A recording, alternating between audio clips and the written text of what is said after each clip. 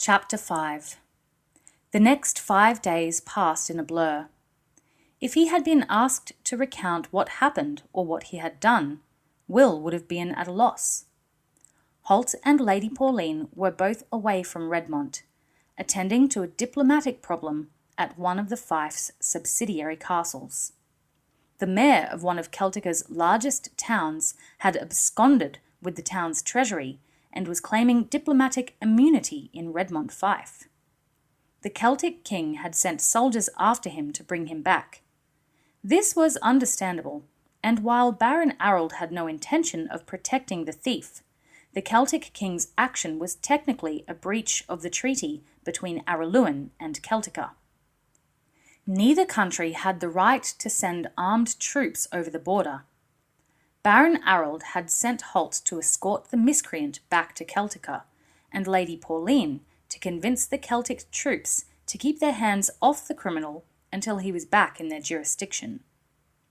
Holt could have convinced them himself, of course, but his methods were liable to be a little more direct than Pauline's, and Arald was hoping to avoid piling one diplomatic incident on top of another. With Lady Pauline thus engaged, it had fallen to Alice to attend the biannual diplomatic service meeting at Castle Araluen. Will found a note to that effect on the table of the little cabin in the woods.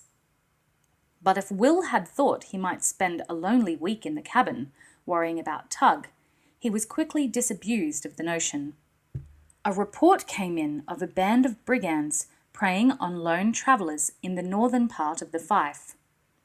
Accordingly, Will set off in a borrowed wagon, disguised as a peddler of household goods. He travelled through the area where the bandits were known to be operating, selling his wares at remote farms and building up a sizable amount of money in the process. The bandits were watching him, as he knew they would be, and once they were satisfied that he was ripe for the plucking, they stopped him on a lonely stretch of road with heathland on either side. There were 4 of them, so Will had them seriously outnumbered. He gave them one warning, identifying himself as a king's ranger, but they chose to attack. Within seconds, 3 of them were on the ground, nursing arrow wounds to their arms and legs. The 4th, his eyes wide with terror, tossed his sword away and fell to his knees, begging for mercy. Will allowed them to bandage their wounds, then tied their hands together. He strung them in a line behind the peddler's cart to walk back to Castle Redmont for trial. One of them pleaded for gentler treatment. "Please, Ranger, we're hurt bad. Can't we ride in the cart?"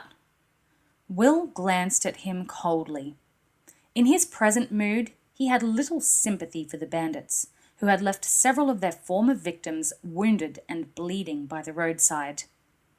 "I'm doing you a favour," he said, and as the man frowned, about to ask a further question, he added, "I'm letting you enjoy the fresh air and open spaces. You'll see little of either for the next 10 years. So the time passed, and the 5th day found him cantering Cormac back to the farm where Bob trained horses for the Ranger Corps. The horse shook his head, enjoying the freedom of the road and the opportunity to stretch his legs. Ranger horses loved to run. "I've enjoyed being back at work. I'd be happy to keep serving you." Will smiled. "You've been a good companion, and I'm grateful," he said, patting the chestnut's neck affectionately.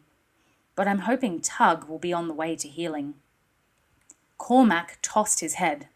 "I can understand that, but if you ever need me—" "I'll come calling," Will said. As they rode out of the trees and followed the long track leading up to Bob's cabin, Will eagerly scanned the paddocks on either side. At first he saw nothing, then his heart lifted as he spotted a familiar grey shape in the distance, running for the sheer joy of it in the crisp autumn sunshine. "Tug!" he shouted eagerly, and touched his heels to Cormac's sides. The chestnut responded instantly and broke into a gallop. The grey horse heard the drumming hooves and swung to run towards them, cutting diagonally across the large paddock. Will reined in, waiting for him. The gait, the movement, the way the little horse tossed his head. It was all so familiar. Will actually laughed out loud at the sight of his horse as the shaggy grey came up to the fence that delineated the paddock. Then he frowned. It was so like Tug, yet it wasn't him. This horse was considerably younger. There was no sign of the white hairs that had begun to show around Tug's muzzle over the last few years. And now that they were closer, Will could see a small diamond-shaped patch of darker hair on the little horse's left front leg, close by the hoof. It wasn't Tug. Yet, in so many ways, it was. The horse nickered a greeting, then shook himself, rattling his mane in exactly the way Tug did. Cormac returned the greeting. The grey looked expectantly at Will, but Will was too confused to speak. Finally, tossing his head, the grey horse turned and galloped off, going back the way he had come. "You hurt his feelings." Will didn't reply. He tapped his heels against Cormac's sides and they campered up the track to Bob's cabin. Here, another surprise awaited them. Another chestnut was standing outside the cabin, almost identical to Cormac. But he was younger, Will realized. Much younger. The two horses greeted each other like old friends, and Will realized where he had seen Cormac before. "You were Crowley's horse," he said to Cormac, "but your name was Cropper." As he said the name, the horse outside the cabin raised his head in recognition. "This is Cropper now," said Crowley, as he emerged from the cabin and walked towards them. "That's the way we do it. When we retire a horse, we change his name, and we give the old name to the new horse." Cormac moved eagerly towards the Ranger Commandant, and he fondled the horse's muzzle affectionately. "Hello, old friend," he said softly. Then he glanced up at Will. "Step down, Will. We need to talk." Will swung down from the saddle, a vague sense of unease growing within him. "Crowley," he said, "what are you doing here? How's Tug?" Crowley put a reassuring hand on the young ranger's shoulder. "Tug's doing fine," he said. "He's a lot better than when you saw him last. In fact, here he comes now." He pointed, and Will turned to see old Bob leading his horse out of the stable and towards the cabin. At first sight, he seemed totally recovered. "Tug!" he called, and the horse looked up and whinnied eagerly. Bob released the lead rein and made a gesture towards Will. Without further urging, Tug trotted towards his master, and Will's heart suddenly sank. "He's limping," he said. The limp had become evident as Tug increased his pace. Crowley nodded. "He is. Bob's done all he can, but the muscle damage was too great to heal completely. I'm afraid he'll always limp, Will." Tug butted his head against Will's chest in his familiar way. Then he began nosing round his pockets, searching for the apple that he knew would be there. Will helped him find it, and the little horse crunched it blissfully. But Will's head was still whirling as he absorbed Crowley's last statement. "He'll always limp," he said. "But how can I—" He couldn't finish the question. Suddenly he sensed what was coming. The talk of retired ranger horses, the two chestnuts, virtually identical, and the young grey he'd seen in the paddock. All those facts came together to form one obvious, terrible conclusion. "We're going to have to retire him," he said dully. It wasn't a question, and he saw Crowley and Bob nodding in confirmation. "It's the way we do things, Will," Crowley told him. "Our horses can only serve us for 15 or 16 years. Then they begin to lose the speed and agility and stamina that we rely on so much. So this would have happened in the near future anyway. The injury has only brought the inevitable a little closer." "But," "This is Tug," Will said, his eyes blinded by tears. "This is no ordinary horse. He's Tug." He came to a sudden decision and raised his head defiantly, angrily wiping the tears away with the back of his hand. "I don't care if he limps. I don't care if he's not as fast or as agile as he used to be. He's my horse and I'm keeping him." He reached for Tug's bridle, but Crowley caught his hand gently and stopped him. "That's not possible," he said. "It's not the Ranger way." "Then I'll retire as well. If I can't have Tug, I no longer want to be a ranger." They all started with surprise as Tug reared back, his ears flattened against his head. "Don't you dare say that, not after all I've done for you." "Tug," Will said, bewildered by the horse's anger. But Tug shook his head now, rattling his mane. "Quit if you want to, but don't make me the reason for it." "But I need you, Tug. I can't imagine going on without you," Will said. Old Bob and Crowley exchanged a glance. They were familiar with the uncanny bond that formed between a ranger and his horse. Both of them knew that a strange form of communication grew up over the years. Crowley experienced it himself with Cropper. They withdrew to allow Will to talk to the horse without embarrassment or awkwardness. Tug butted him gently once more, the anger gone now. "Don't you see?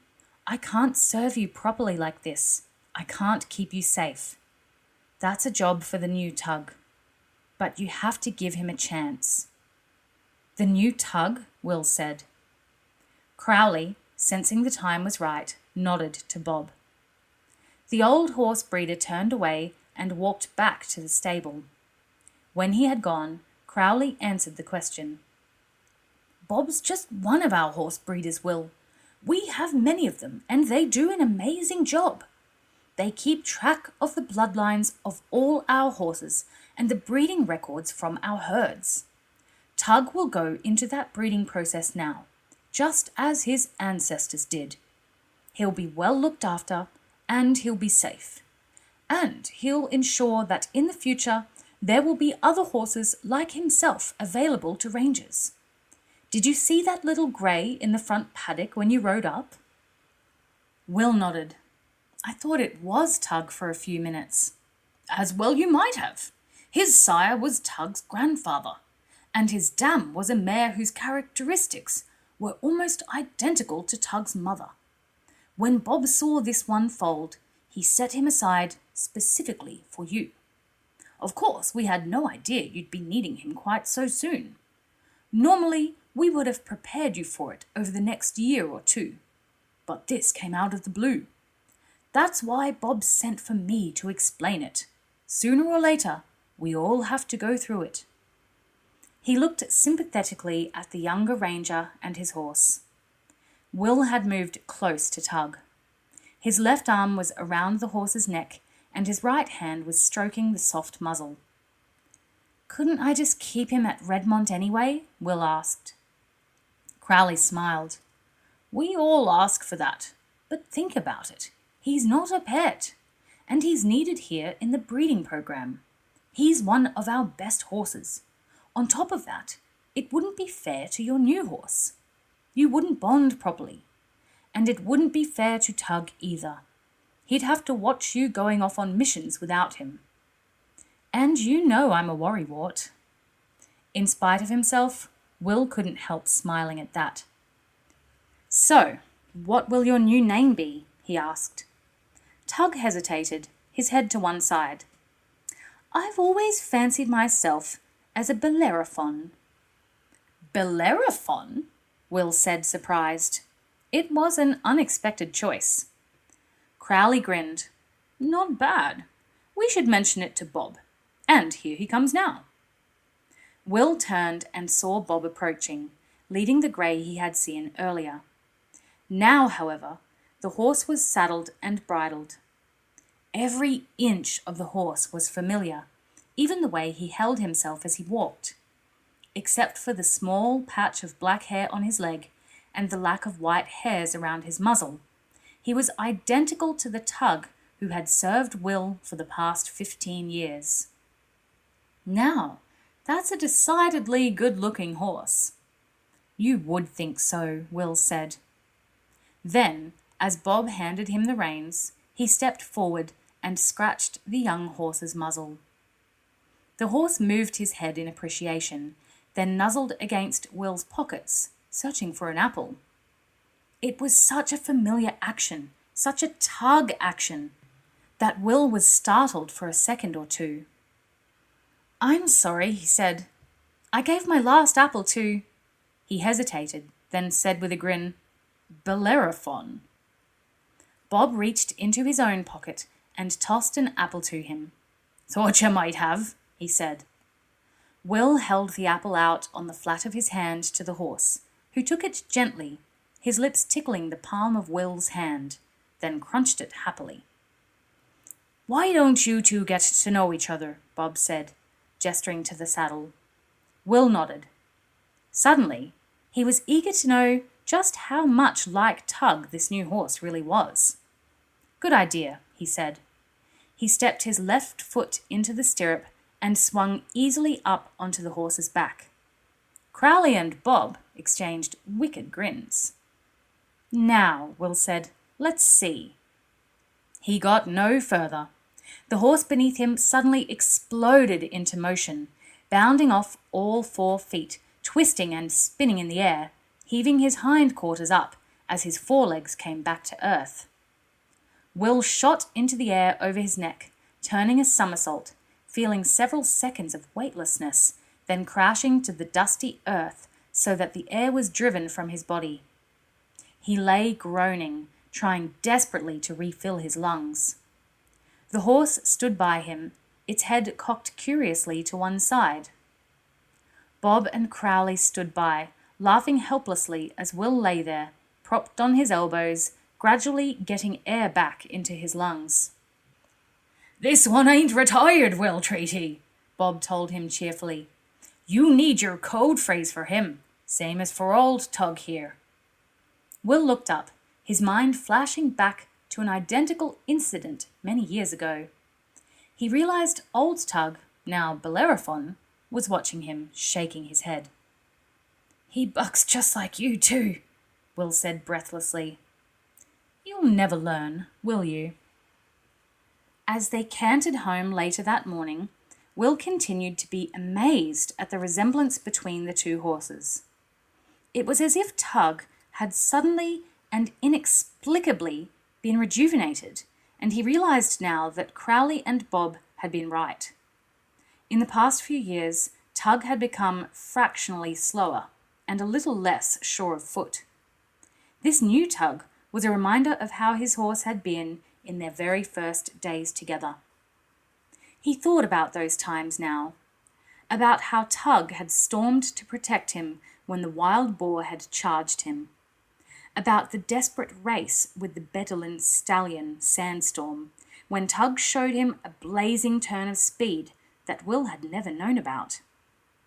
As he thought about that day, the new Tug shook his head, rattling his mane. "I would have beaten Sandstorm." Will looked at him with surprise. "How do you know about Sandstorm?" he asked. Again, the horse shook his mane. "If it's in your mind, I know it. Now, do you want to keep to this crawl, or shall we pace it up a little?" "You sound just like Tug," Will told him. "I am Tug." "Yes," Will replied thoughtfully. "I believe you are." Author's note. The preceding story came about after I received an email query from Laurie, a New Zealand reader. She pointed out that the practical working life for Ranger horses couldn't be much more than 16 or 17 years, and wanted to know what happened after that period. I couldn't bear the thought of Will without Tug, so I devised the ingenious breeding program mentioned here.